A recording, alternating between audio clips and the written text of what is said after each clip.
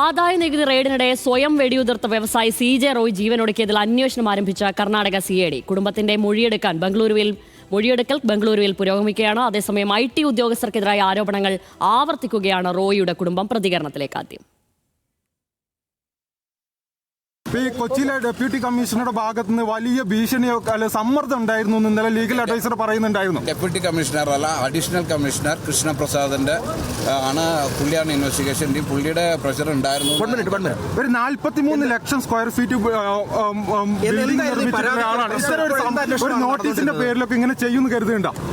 ഇല്ല, അതെനിക്ക് തോന്നുന്നില്ല. ആദായ നികുതി വകുപ്പിന്റെ ഏതെങ്കിലും കേസ് ഉണ്ടെങ്കിൽ പിഴ അടച്ച് തീർക്കാവുന്ന സംഭവങ്ങളാണ്. പിന്നെ ഈ 2 മണിക്ക് ശേഷം അവിടെ എന്തുണ്ടായി എന്നാണ് കരുതുന്നത്? അല്ല, അറിയില്ല. ഞാൻ നമ്മൾ ഈ സംസ്കാരം എങ്ങനെയാ എപ്പോഴായിരിക്കും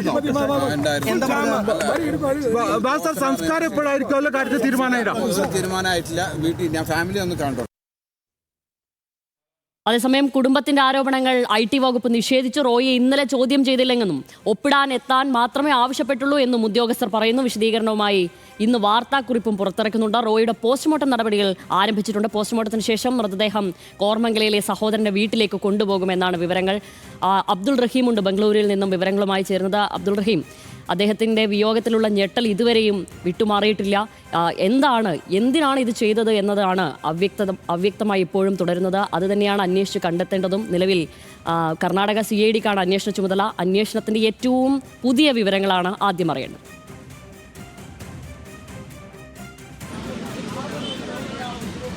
ശ്യാമിലി, ഇപ്പോൾ ഈ CIDക്ക്, അതായത് ഈ CJ മരണവുമായി ബന്ധപ്പെട്ടുള്ള അന്വേഷണം CIDക്ക് കൈമാറിയിട്ടുണ്ടെങ്കിലും CID അന്വേഷണത്തിലേക്ക് കടന്നിട്ടില്ല. നിലവിൽ ഇപ്പോൾ സംസ്ഥാന പോലീസ് തന്നെയാണ് ഈ കേസ് അന്വേഷിക്കുന്നത്. നിലവിൽ ഇപ്പോൾ CJ റോയിയുടെ കുടുംബാംഗങ്ങളെ അടക്കം അവരുടെ മൊഴി രേഖപ്പെടുത്തിക്കൊണ്ടിരിക്കുകയാണ്.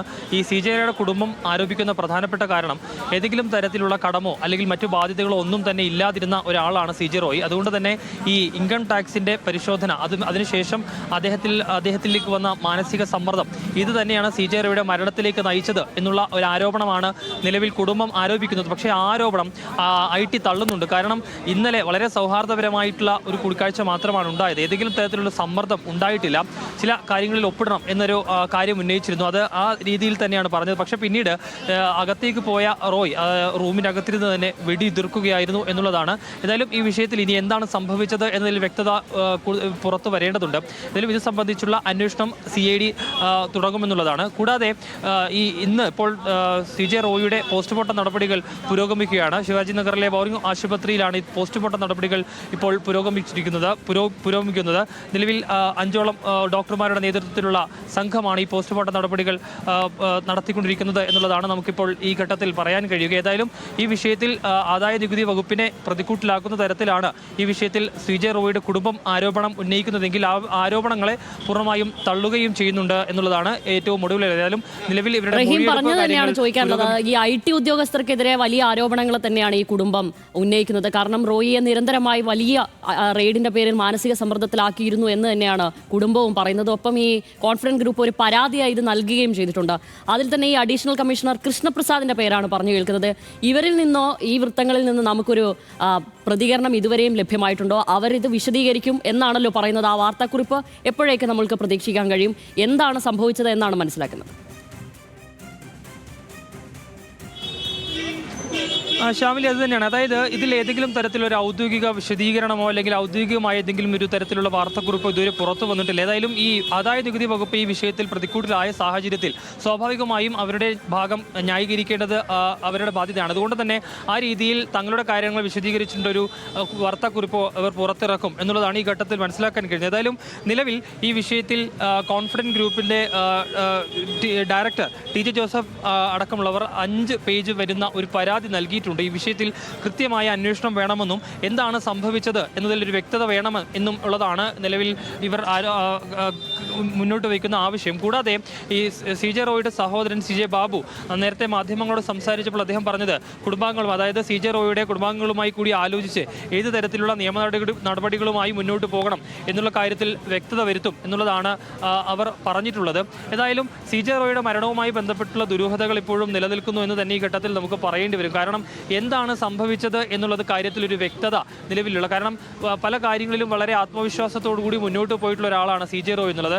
സ്വാഭാവികമായും ഇത്തരത്തിലൊരു റെയ്ഡ് വരുമ്പോൾ തന്നെ ഈ രീതിയിലേക്ക് കാര്യങ്ങൾ പോവുകയും അല്ലെങ്കിൽ മരണത്തിലേക്ക് വരെ നയിക്കും, അല്ലെങ്കിൽ മരണത്തിലേക്ക് കടക്കുന്ന കാര്യത്തിലേക്കൊക്കെ അങ്ങനെ ചിന്തിക്കുന്ന ഒരാളല്ല. പക്ഷെ പിന്നെ എന്താണ് സംഭവിച്ചത് എന്നതിലൊരു വ്യക്തത പൂർണ്ണമായും വരേണ്ടതുണ്ട്. സ്വാഭാവികമായും ആ തരത്തിലുള്ള അന്വേഷണമാകും ഒരുപക്ഷെ CIDയുടെ ഭാഗത്തുനിന്ന് ഉണ്ടാവുക എന്നുള്ളതാണ് ഈ ഘട്ടത്തിൽ നമുക്ക് മനസ്സിലാക്കാൻ കഴിയുന്നത്. എന്തായാലും വിഷയത്തിൽ മുഖ്യമന്ത്രി സിദ്ധരാമയ്യ അടക്കം ഇടപെട്ടിട്ടുണ്ട്. വിഷയത്തിൽ കൃത്യമായ അന്വേഷണം വേണം എന്നുള്ളത് തന്നെയാണ് സിദ്ധരാമയ്യയും നിർദ്ദേശം നൽകിയിട്ടുള്ളത്. കാരണം സർക്കാരിനെ സംബന്ധിച്ചിടത്തോളം ഈ കേസിൽ എന്താണ് സംഭവിച്ചത് എന്നത് അറിയേണ്ടത് വളരെ പ്രധാനപ്പെട്ട ഒരു കാര്യം തന്നെയാണ്. കാരണം ഇത്തരം ആരോപണങ്ങളും അതുപോലെ തന്നെ വിവാദങ്ങളും ഒക്കെ നിറഞ്ഞു നിൽക്കുന്ന ഒരു സാഹചര്യത്തിൽ എന്താണ് സംഭവിച്ചത് എന്നതിനെക്കുറിച്ച് വ്യക്തമായൊരു വിവരം പുറത്തു വരേണ്ടതുണ്ട്. അതുകൊണ്ട് തന്നെയാണ് ഈ രീതിയിൽ തന്നെയുള്ള ക്രൈം ഇൻവെസ്റ്റിഗേഷൻ ബ്യൂറോ അന്വേഷണത്തിലേക്ക് കാര്യങ്ങൾ കടക്കുന്നത് എന്നീ ഘട്ടത്തിൽ നമുക്ക് പറയാനും കഴിയും. ഏതായാലും നിലവിൽ CJ റോയിയുടെ മൃതദേഹം ഇപ്പോൾ പോസ്റ്റ്മോർട്ടം നടപടികൾ ആരംഭിച്ചിട്ടുണ്ട് എന്നുള്ളത് തന്നെയാണ് ഈ ഘട്ടത്തിൽ നമുക്ക് പറയാൻ കഴിയുക. ഇതിനുശേഷം മൃതദേഹം അദ്ദേഹത്തിൻ്റെ സഹോദരൻ്റെ വീട്ടിലേക്കായിരിക്കും കൊണ്ടുപോവുക. അവിടെ പൊതുദർശനം ഉൾപ്പെടെയുള്ള കാര്യങ്ങൾ ഉണ്ടാകും. ഇതിനുശേഷം അദ്ദേഹത്തിൻ്റെ നാളെയോടുകൂടി മാത്രമേ സംസ്കാര ചടങ്ങുകൾ ഉണ്ടാകൂ എന്നുള്ളതാണ് ഈ ഘട്ടത്തിൽ നമുക്ക്